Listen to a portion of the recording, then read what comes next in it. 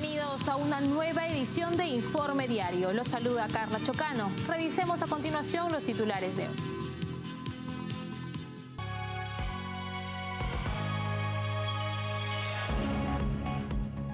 El presidente colombiano Gustavo Petro enfrenta críticas por su propuesta de una asamblea constituyente vista como un intento de romper el Estado de Derecho para imponer medidas.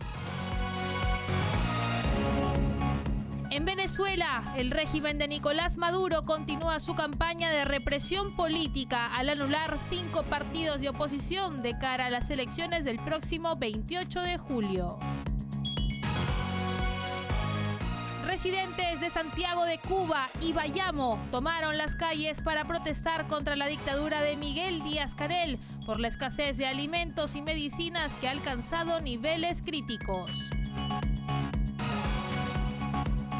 En Rusia, en un proceso electoral caracterizado por la ausencia de competencia real y una dura represión contra la oposición, Vladimir Putin ganó las elecciones presidenciales con más del 87% de los votos.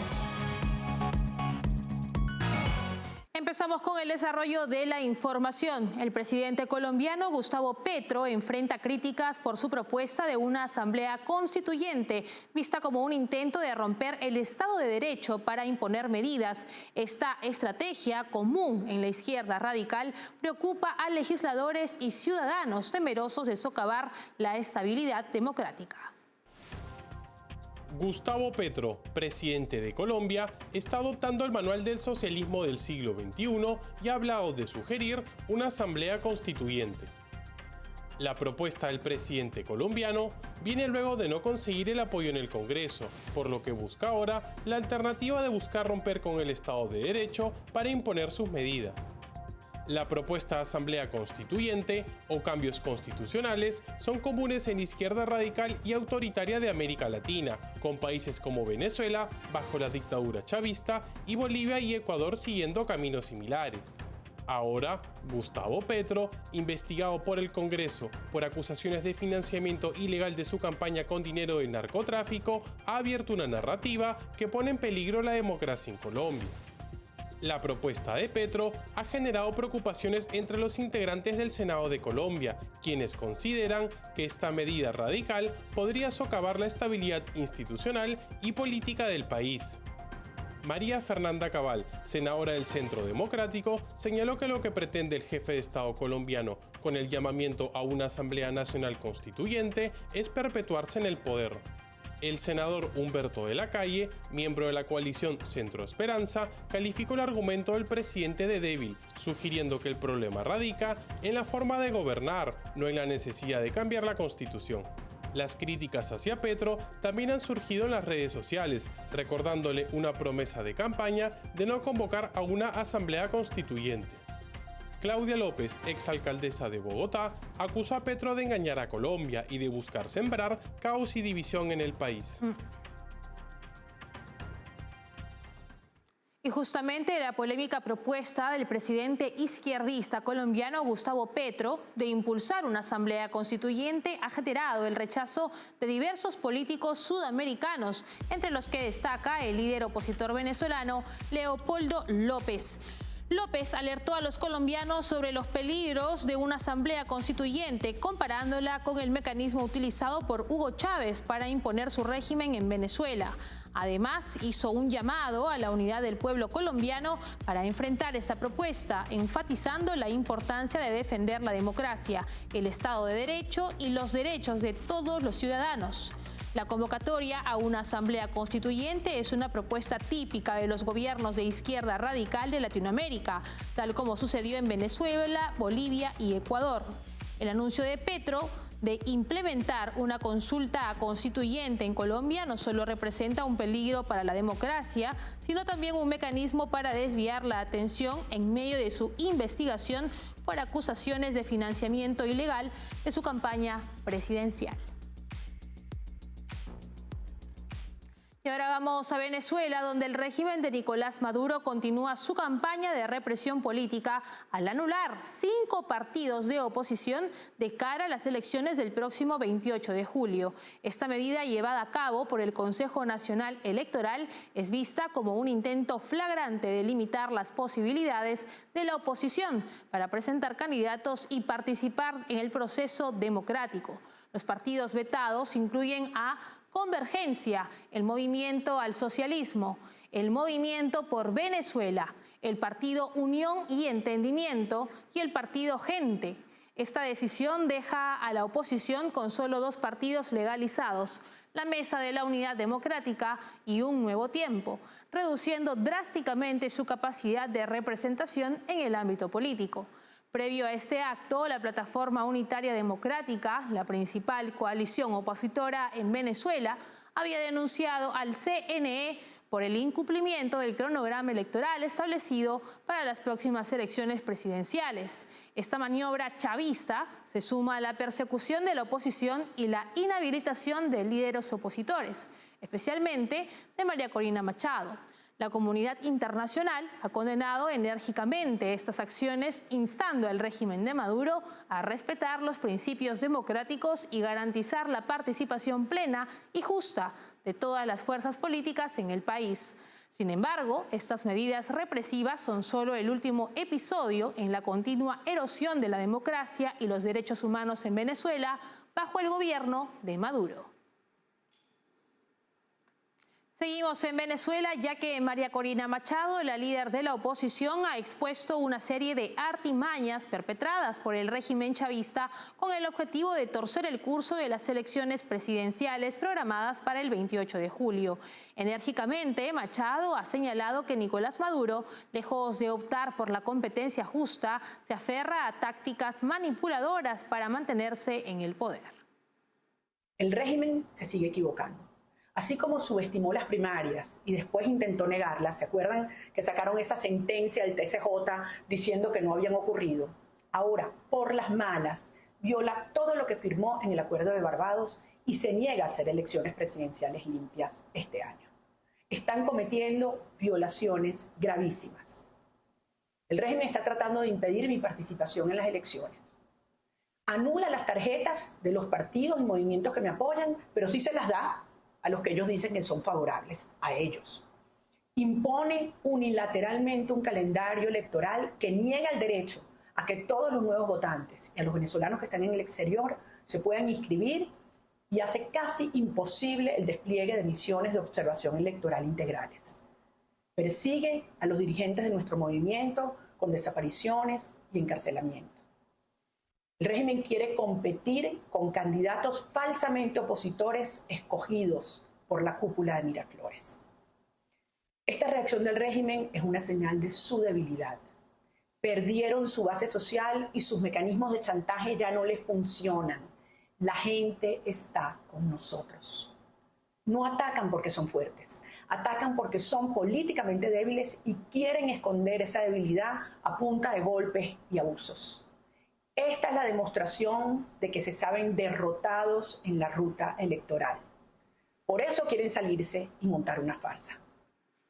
Y esta vez nos vamos a Cuba, donde las manifestaciones contra el gobierno de Miguel Díaz-Canel se han intensificado este fin de semana. Ciudadanos de Santiago de Cuba y Bayamo han protestado contra las políticas del régimen castrista, que han dejado a la isla con una profunda escasez de alimentos. Estas protestas reflejan el creciente descontento de la población cubana ante la represión y las restricciones de la dictadura de Díaz-Canel.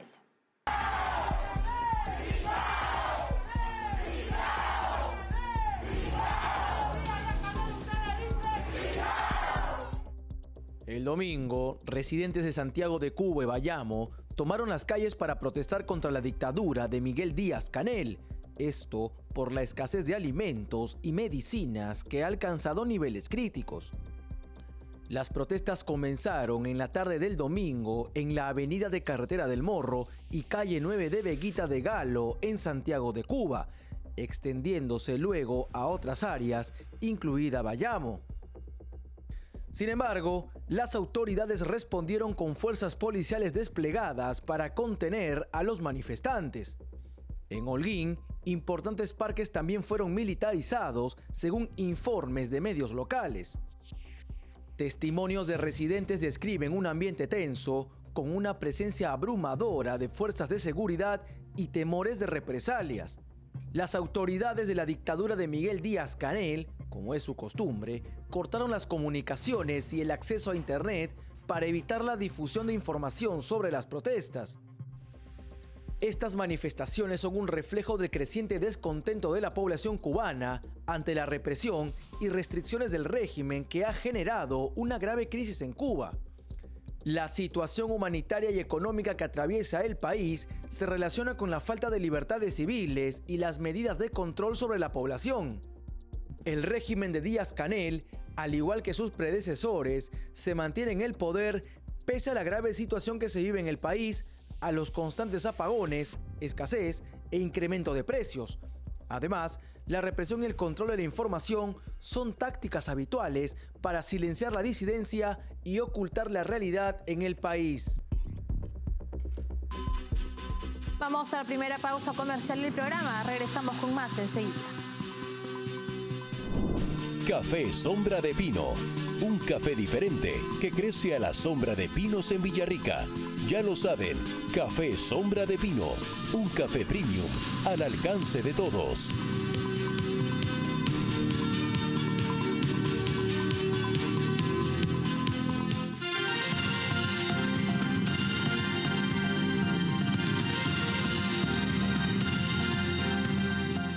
Con esta edición de Informe Diario nos trasladamos a Rusia, donde la Comisión Electoral Central anunció que Vladimir Putin fue el ganador de las elecciones presidenciales, pese a que el proceso electoral fue cuestionado por su falta de transparencia y por el entorno represivo contra la oposición. El líder autócrata fue reelegido y cumplirá su quinto mandato en 24 años. La Comisión Electoral Central de Rusia anunció que Vladimir Putin ha obtenido el 87.97% de los votos, con apenas el 24.4% de los recintos escrutados, en un proceso caracterizado por la ausencia de competencia real y una dura represión contra la oposición.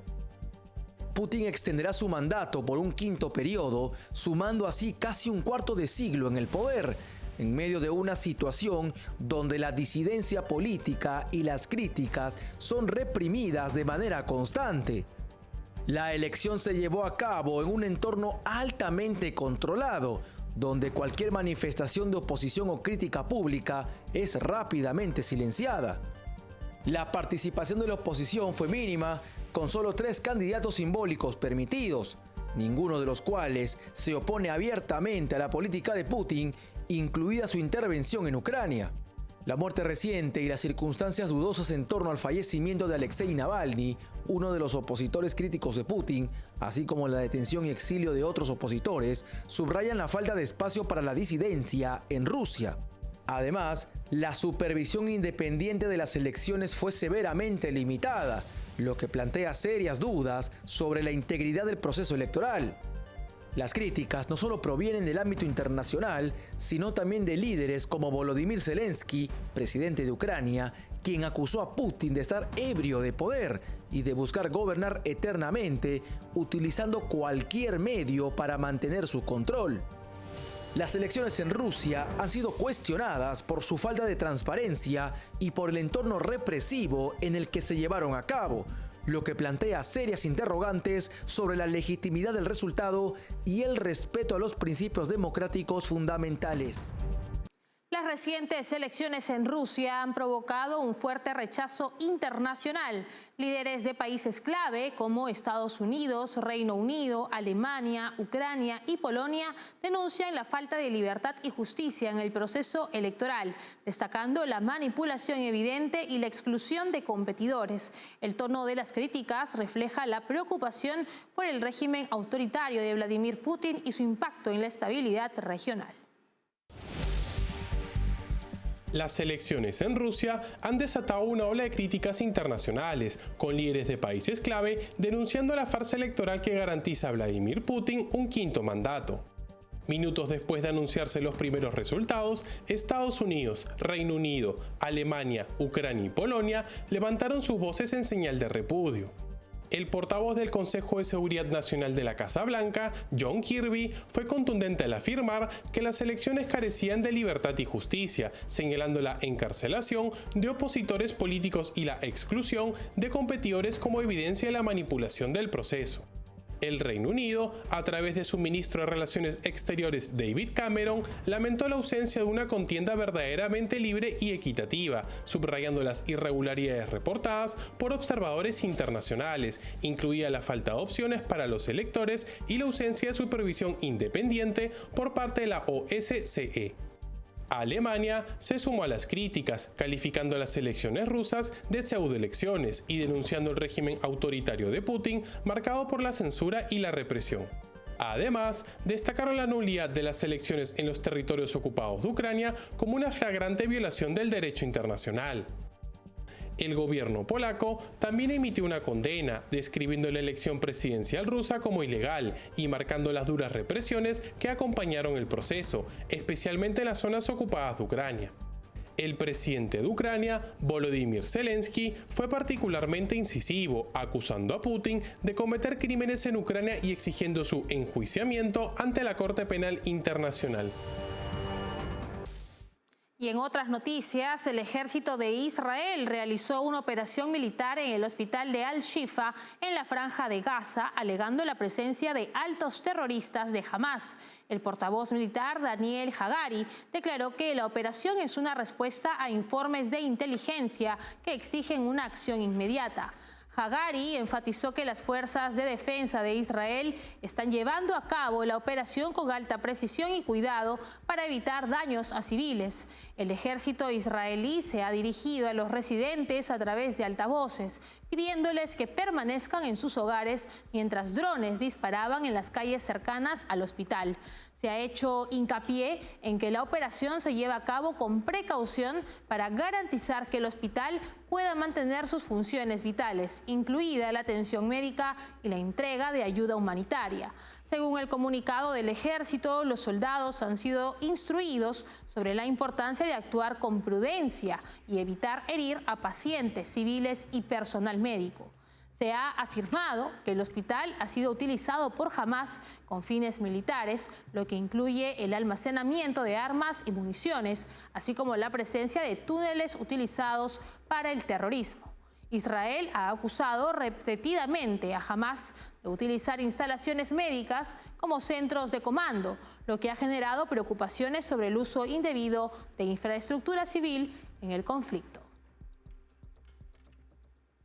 Por otro lado, coincidiendo con la llegada de Antony Blinken a Corea del Sur, Corea del Norte ha generado preocupaciones luego de que el régimen de Kim Jong-un lanzara un misil balístico que cayó nuevamente en el mar de Japón. La simultaneidad del lanzamiento con la visita del secretario de Estado de Estados Unidos, Antony Blinken, a Seúl, sugiere una clara intención provocadora.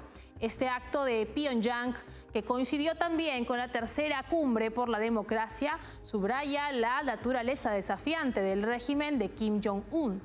El lanzamiento de misiles también ocurre en un contexto de crecientes tensiones tras amenazas de la dictadura norcoreana, lo que resalta la volatilidad de la situación en la península y revela la disposición de Kim Jong-un para utilizar la coerción para lograr sus objetivos. Además, ocurre en un momento en el que Corea del Norte se ha acercado a Putin en una relación que podría ser una amenaza para Occidente. Estados Unidos y Japón han condenado enérgicamente el lanzamiento del misil norcoreano y han afirmado su compromiso con la seguridad regional. Sin embargo, el desafío persistente de Corea del Norte plantea problemas significativos para la paz y estabilidad en la región. Muy bien, momento de separarnos por unos instantes. Volvemos enseguida con más en esta edición de Informe Diario. Café Sombra de Pino, un café diferente que crece a la sombra de pinos en Villarrica. Ya lo saben, Café Sombra de Pino, un café premium al alcance de todos.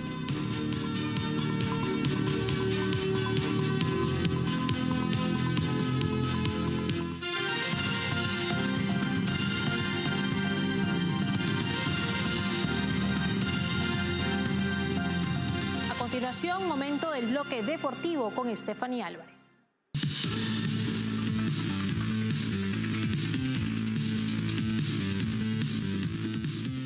Gracias, Carla. Nosotros comenzamos nuestra información deportiva contándoles que Roberto Durán, conocido como Mano de Piedra, enfrenta un complicado momento de salud debido a un bloqueo auriculoventricular que ha generado preocupación entre sus seguidores y fanáticos.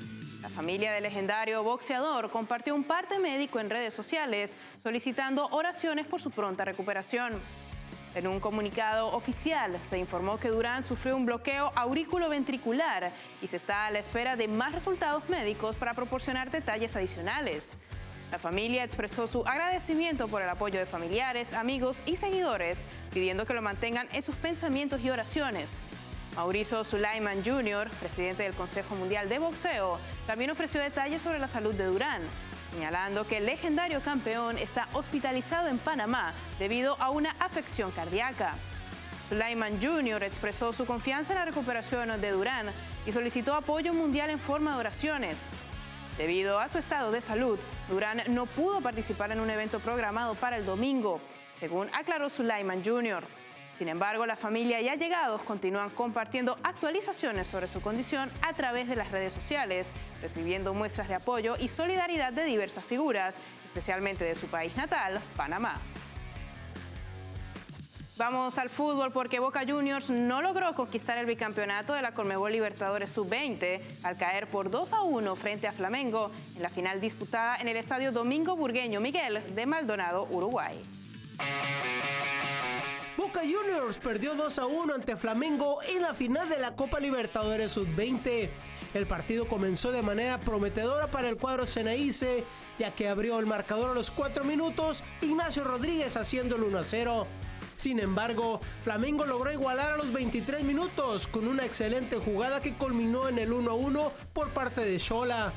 Justo antes del cierre del primer tiempo, Lorran se metió en el área y definió para darle la vuelta al partido 2-1 a favor del equipo brasileño.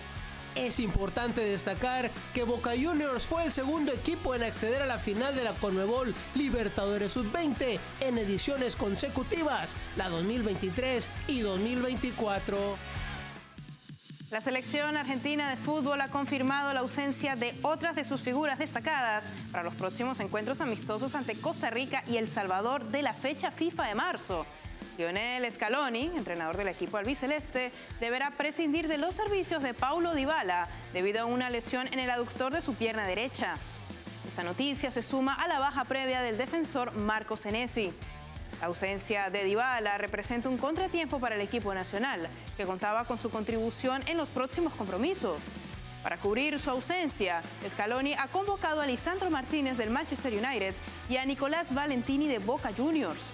Paulo Dybala, conocido como La Joya, es una pieza clave en la selección argentina y también en su club, la Roma, donde ha tenido un destacado desempeño en la actual temporada. A pesar de enfrentar a varias lesiones a lo largo del año, Dybala ha logrado aportar 14 goles y 7 asistencias en 28 partidos para la Roma, demostrando su calidad y relevancia en el campo de juego. Y con esto llegamos al final de nuestra información deportiva en Informe Diario. Café Sombra de Pino, un café diferente que crece a la sombra de pinos en Villarrica. Ya lo saben, Café Sombra de Pino, un café premium al alcance de todos. Así cerramos la presente edición de Informe Diario. Para obtener más información, escaneen el código QR que aparece en sus pantallas. Y recuerden que estamos en www.grupotvl.com. Síguenos también en Twitch como TV Libertad. Escúchanos a través de Spotify como TVL en español y suscríbanse a nuestro canal de YouTube, donde podrán encontrarnos como TVL en español. Nos vemos en una próxima edición. Permiso.